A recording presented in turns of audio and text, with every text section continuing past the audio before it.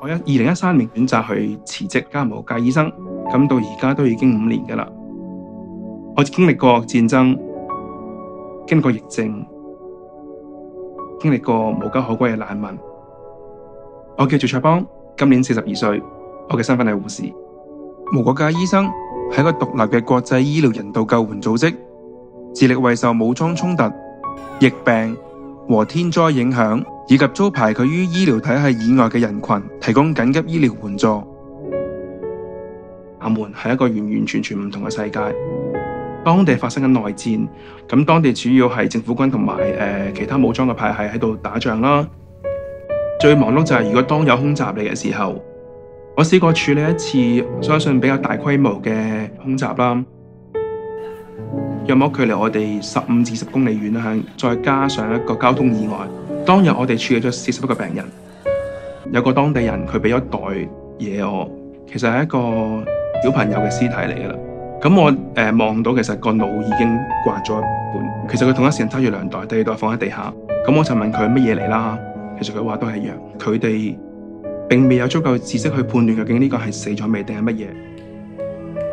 佢哋會好希望將所有嘅傷者都帶嚟醫院，但好多時候嚟到時已經係奄奄一息，已經係死咗㗎啦。大部分都係平民，甚至乎佢哋都唔會知自己發生咩事就禍從天降。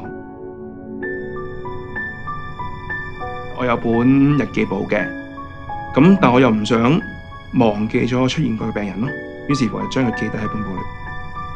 咁我處理過一個小朋友4歲嘅，其實佢全家都係因為空襲而死咗，佢自己都要接受截肢手術。咁佢每次嚟覆診呢，咁都會想我哋喺佢嘅紗簿上面呢畫隻手錶俾佢，我哋都冇拒絕嘅，因為小朋友開心。咁但係大家都知道，其實永遠都冇機會戴手錶。如果譬如喺香港啦，可能小朋友見到飛機會好開心，第時大個去做飛機師。當地有飛機飛過，其實人係會唔開心，因為大家都知道，當有飛機飛過嘅時候，好快就會有空襲。飛機帶嚟嘅並唔係希望。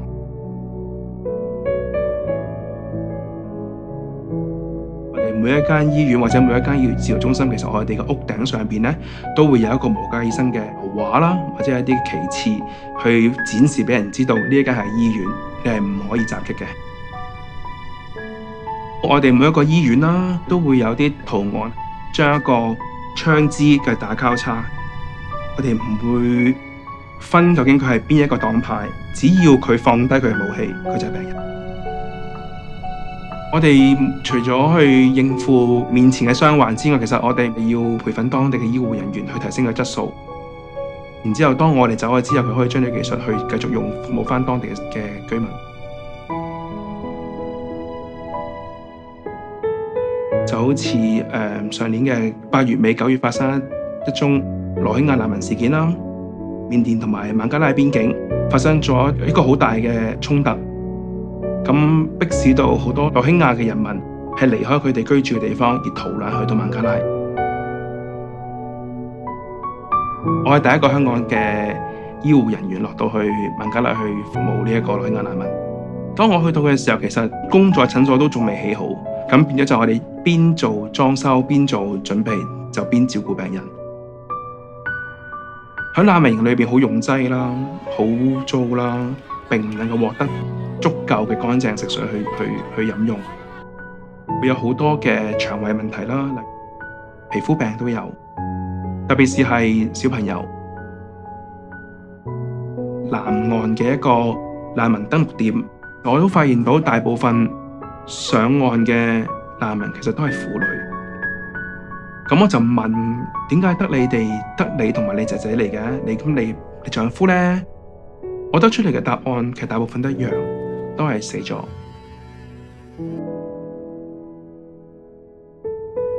我會發覺人生真係無常嘅，但係生命無常唔代表生命嘅無力。